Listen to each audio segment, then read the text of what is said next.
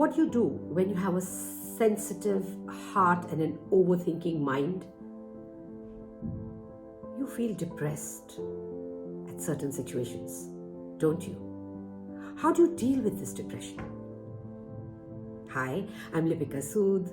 I'm an interior designer, motivational speaker, an artist and a poet, and I love sharing beautiful things with you. Today I figured that I do have an overthinking mind and a sensitive heart, so why not share what can be done with you that has helped me to deal with it?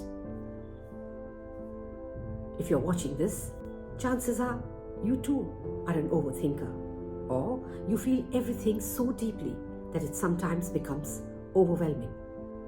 I get it. I've been there too. It feels like your mind is running a marathon while your heart is carrying the weight of the world. But today, I want to share 3 tips that have personally helped me manage overthinking and cope with my sensitive heart during tough times. My first tip. Yes, you've heard this before, but trust me, it works. Write it out. Whenever my thoughts spiral, I grab a notebook and I just start writing. I don't worry about grammar or structure. I just pour everything out. It's like clearing the clutter in your mind. Once I was so overwhelmed after a tough day that I wrote a letter to myself. By the end, I realized how strong I have been. Writing helps you process emotions and gain clarity. Tip number 2. Create boundaries for your mind. Overthinking thrives on endless loops of what ifs. So, I set a timer. Literally, I give myself 10 minutes to think, worry, analyze, and then I shift focus.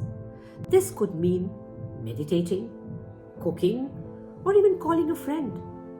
One time I even danced to the most random song just to break the cycle.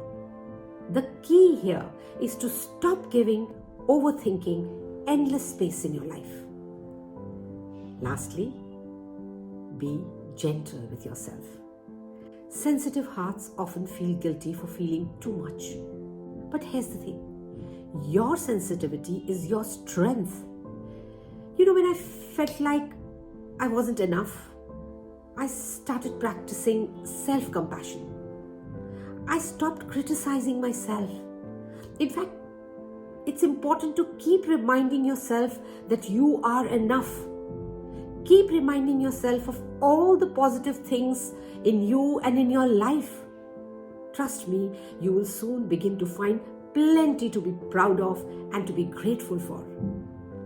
For me, instead of criticizing myself, I treated myself like I would a dear friend, with kindness and patience.